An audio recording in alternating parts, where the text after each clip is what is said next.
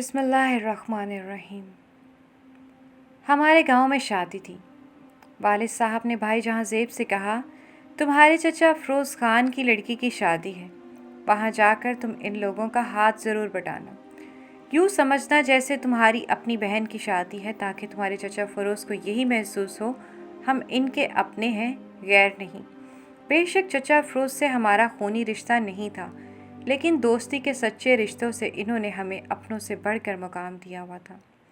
یوں بھی گاؤں کا ماحول ایسا ہوتا ہے کہ وہاں کے لوگ ایک خاندان کی طرح ہوتے ہیں۔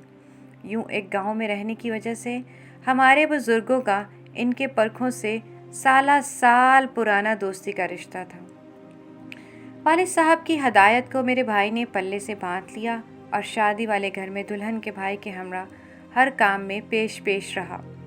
اس تقریب میں قریب و دور سے بہت سے لوگ آئے ہوئے تھے، جن میں معروف کی فیملی بھی تھی۔ اس کے والد چچا فروز کے قریبی رشتہ دار تھے۔ معروف کو میں نے دیکھا تو جی چاہا اس کو اپنی دوست بنا لوں۔ وہ خوبصورت اور اپنے رکھ رکھاؤ میں دوسری سب لڑکیوں سے الگ ہی نظر آ رہی تھی۔ خدا جانے اس میں کون سی کشش تھی کہ بے اختیار دل اسی کی طرف مائل ہو گیا۔ میں نے بات کرنے میں پہل کی، اس سے باتیں کر کے مایوسی نہ ہوئی۔ ہر بات میں وہ میری ہم خیال اور ہم مزاج نکلی، تبھی اس کے ساتھ پہلے ہی دن سے دوستی ہو گئی۔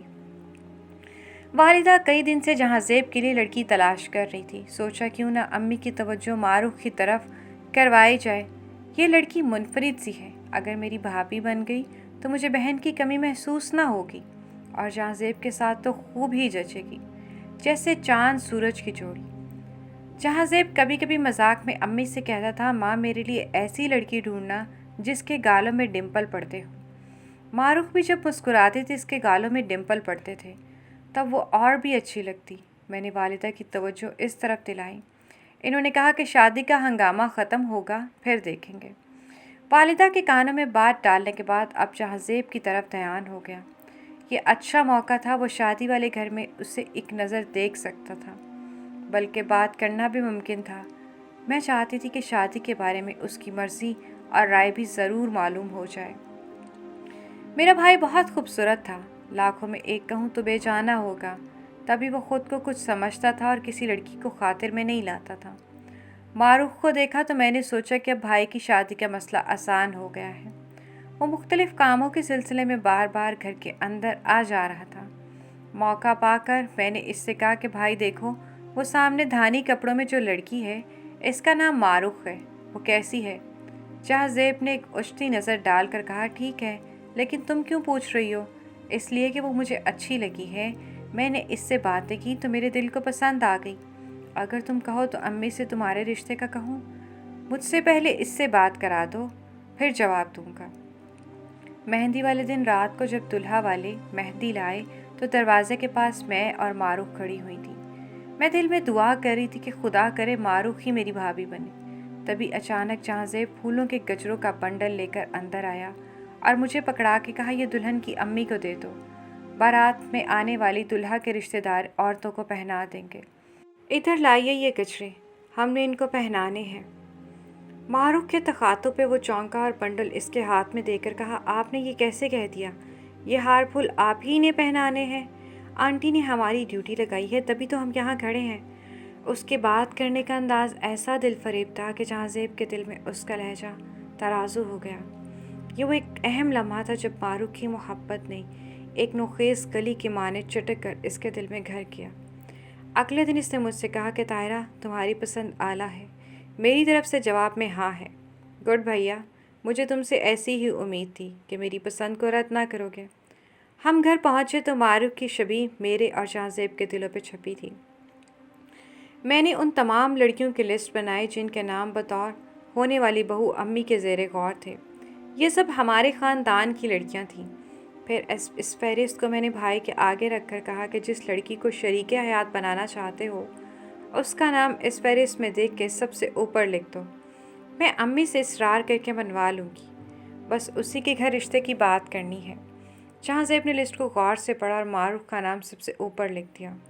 خوشی سے میری باتیں کھل گئیں، دوڑی ہوئی امی کے پاس آئی اور اصرار کیا بھائی کے رشتے کے لیے معروف کے گھر چلیں۔ امی بولی، پہلے تمہارے ابو سے مشورہ کروں گی، وہ جیسا کہیں گے پھر ویسا کروں گی۔ ان کا جواب معقول تھا، لیکن مجھے تو بے چینی لگی ہوئی تھی۔ ادھر جہاں زیب کو بھی اب چین نہ تھا، تبھی میں نے ابو سے منوا لیا کہ معروف ہی اس گھر کی بہو بنے گی، کیونکہ وہ میری سہیلی بن گئی ہے۔ معروف کے والد سے ابو کی اچھی سلام دعا تھی۔ انہوں نے انہیں فون کیا اور کھانے پہ مدعو کر لیا۔ مقررہ دن وہ لوگ ہمارے گھر آئے۔ میں معروف کو لے کے اپنے کمرے میں چلی گئی۔ باتوں باتوں میں پوچھا، کیا تم جہاں زیب سے شادی کرو گی؟ کیونکہ میرے بھائی نے تمہیں پسند کر لیا ہے۔ میں نے بغیر لگی لپٹی رکھے اس سے کہہ دیا۔ وہ بولی، کیا جہاں زیب نے بھی ایسا کہا ہے؟ ہاں، میرا جواب تھا۔ اسی کا پیغام تمہیں دے رہی ہوں، کیا وہ تم سے شادی کا خواہش مند ہے؟ اس نے کہا کہ اس کو میرا واضح جواب دے دو کہ میں اس سے شادی کروں گی جو جہاز اڑاتا ہوگا۔ گویا اس کا واضح آئیڈل تھا پائلٹ۔ تب تو یہ خوشخبری تھی کہ میرا بھائی پائلٹ بن رہا تھا۔ اس سے بچپن سے شوق تھا کہ بڑا ہو کے ہوا باز بنے گا، اور اب جب کہ اس نے کسی کو پسند کیا تھا تو وہ لڑکی بھی پائلٹ جیون ساتھی کے سپنے دیکھتی تھی۔ جب میں نے معروف کو یہ بتایا تو خوشی سے اس کی آنکھیں جھلکنے لگیں۔ یہ اس بات کا ثبوت تھا کہ اس نے بھی بھائی جہاں زیب کو پسند کر لیا تھا۔ اس نے یہ بات کسی سے نہ چھپائی، کیونکہ وہ ایک صاف گو لڑکی تھی، یعنی اپنی والدہ اور بہنوں تک کو بتا دیا کہ اسے اس کا آئیڈیل مل گیا ہے۔ کچھ دن بعد اس کی بہن کا فون آیا کہ گھر میں معروف آپے کی شادی کی باتیں ہو رہی ہیں۔ گویا یہ ایک وارننگ تھی، اگر رشتے کی بات چلانی ہے تو ابھی وقت ہے، آ جاؤ۔ امی اور میں تو راضی تھے، لیکن ابو راضی نہیں ہو رہے تھے۔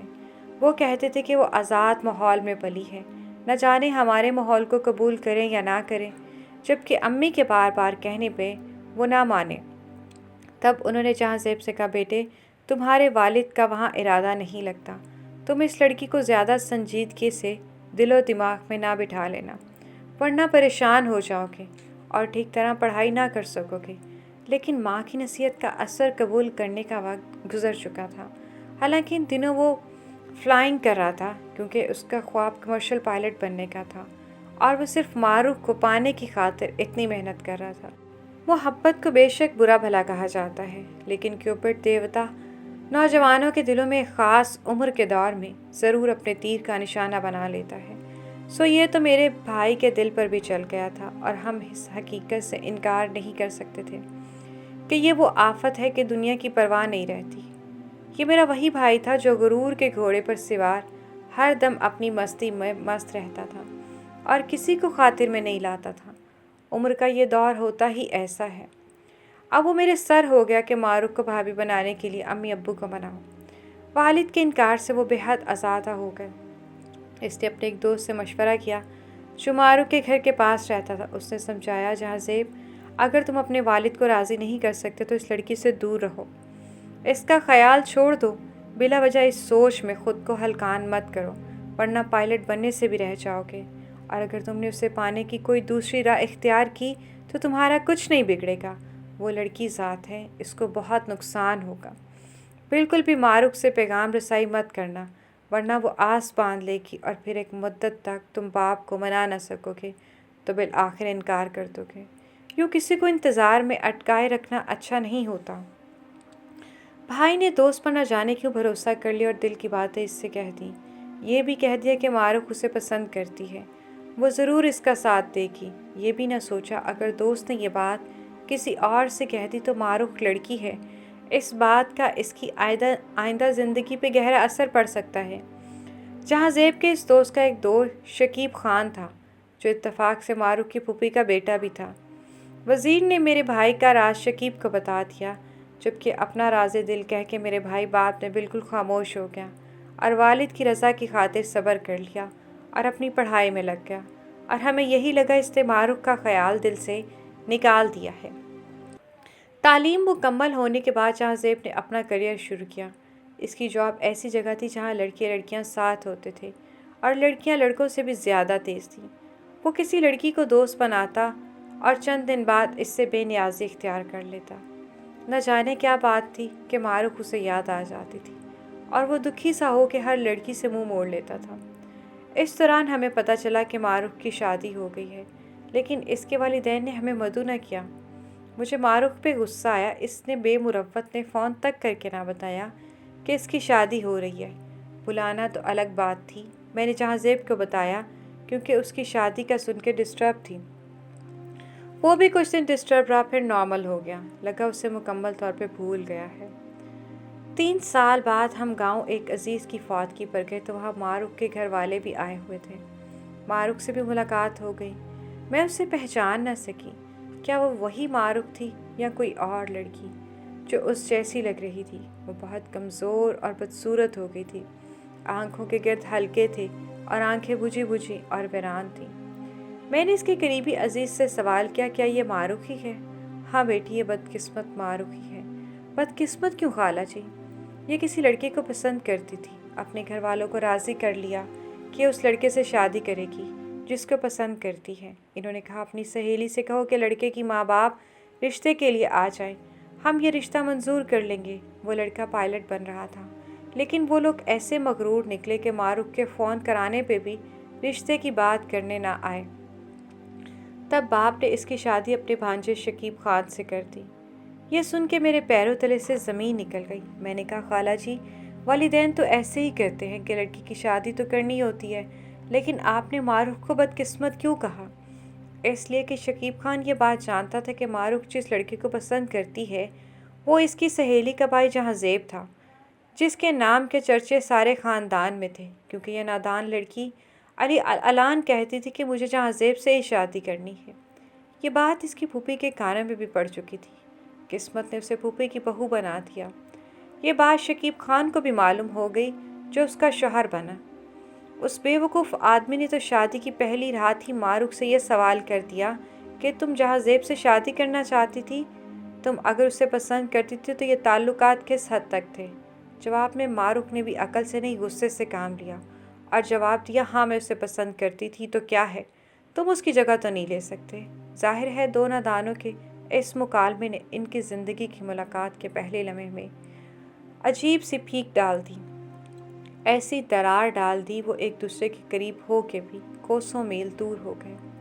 اب تم ہی سوچو، ایک مرد جو شوہر ہو کے اور کم ظرف بھی ہو تو وہ کس حد تک جا سکتے ہیں۔ بس یوں سمجھ لو اس نے معروف کی زندگی جہنم بنا دی۔ صبح شام اٹھتے بیٹھتے وہ اسے تانے دیتا، مارتا پیٹتا اور اذیتیں دیتا تھا۔ اس کی محبت کے بارے کے عجیب نازیبا سوال کرتا تھا۔ اس دوران 2 بار وہ امید سے ہوئی، لیکن اسے خود کو اس عالم میں سنبھالنے کا بھی کہاں ہوش تھا۔ تبھی وہ ہونے والی اولاد کی نعمت سے محروم ہو گئی، کیونکہ اس کی صحت خراب سے خراب تر ہوتی جا رہی تھی۔ انسان مسلسل ذہنی دباؤ میں رہے اور کوئی مسلسل اس کو روحانی اذیت میں مبتلا کرتا ہو تو اس کا باور ہونا محال ہوتا ہے۔ درخت کی ڈالیوں میں بھی پھل پھول اسی وقت لگتے ہیں جب موسم کی سختیاں خوشگوار اور فضاؤں میں بدلتی ہیں۔ جب کوئی انسان سفاک ہو جاتا ہے اور کسی دوسرے پہ ظلم کی انتہا کر دیتا ہے تو اللہ تعالیٰ اس کی رسی کھینچ لیتا ہے۔ شکیب کے ساتھ بھی یہی ہوا۔ وہ ایک میلے میں جا رہا تھا کہ حادثے میں زندگی سے ہاتھ دھو بیٹھا۔ خاتون عزیزہ کی باتیں سن کے مجھے دل دکھ ہوا۔ میں نے اور میرے بھائی نے کبھی یہ سوچا بھی نہ تھا جس لڑکی کو ہم نے پسندیدہ نظروں سے دیکھا اور اپنانے کی آرزو کی، اسے اتنے بڑے دکھ سے دوچار کر دیں گے۔ میں نے گھر آ کے جہاں زیب سے معروف کی بد نصیبی کا سارا حال کہہ سنایا۔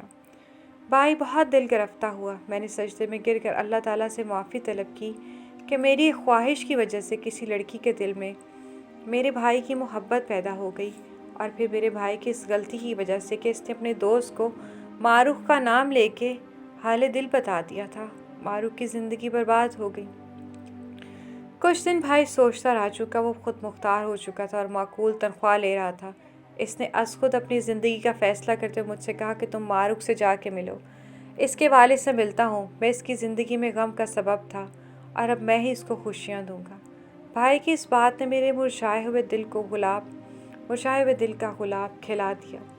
میں نے امی سے بات کی اور پھر ہم معروف کے گھر چلے گئے۔ اس کے والدین ہم سے خفا تھے، لیکن ہم نے منت سماجت کر کے ان کا منا لیا۔ معروف تو ایک پر اسرار روح لگ رہی تھی، میں زبردستی اس کے گلے لگ گئی۔ اسے یقین نہیں آ رہا تھا وہ خواب جو 3 برس پہلے اس نے ایک چمکیلی آنکھوں کو بخشا تھا پھر اسے دکھانے آئی ہوں۔ لیکن انسان اگر خلوص دل سے کوئی کام کرنا چاہے تو نیک نیتی کا پھل ضرور ملتا ہے۔ مجھے بھی یہ خوشی حاصل ہو گئی۔ معروف میری بھابھی بننے پہ راضی ہو گئی۔ میں نے خلوص سے دل سے اللہ تعالیٰ سے مدد اور اپنے بھائی کی ثابت قدمی کی دعا کی۔ سچ شکر بھائی ابھی تک غیر شادی شدہ تھا۔ اس نے عہد وفا کو نبھا دیا، معروف کو خوش رکھا۔ وہ ہر بدقسمتی پہ جس پہ وہ روئی تھی اب ہر وقت مسکراتی رہتی تھی۔ جہاں زیب بیوی کی ذرا سی اداسی اور آنکھوں میں آنسو برداشت نہیں کر سکتا تھا۔ معروف نے میری بھابھی بن کر اپنی باقی زندگی میرے بھائی کے ہمراہ اس طرح بسر کی کہ وہ بھول ہی گئی کہ اس کی زندگی میں کوئی خوفناک موڑ بھی آیا تھا۔ سچ تو یہ ہے کہ انسان کو اپنے دل کی بات بہت سوچ سمجھ کر کسی سے کہنی چاہیے، ورنہ ایسے ہی ناقابل تلافی نقصان اٹھانے پڑتے ہیں۔